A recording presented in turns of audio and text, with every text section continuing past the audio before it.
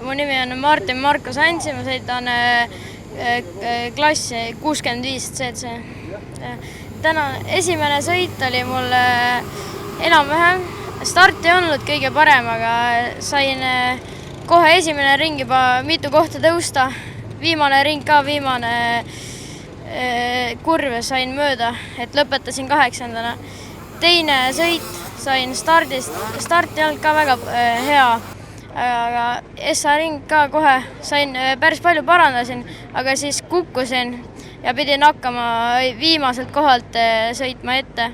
Ja siis ma lõpetasin 15. Nii et kokkuvõttes olin 12.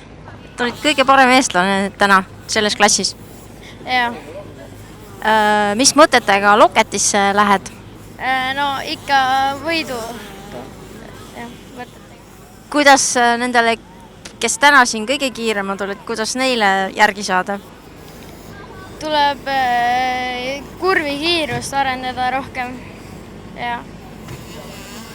Aga suur aitäh sulle ja mõnusat võistlust seal Loketis! Jah, aitäh!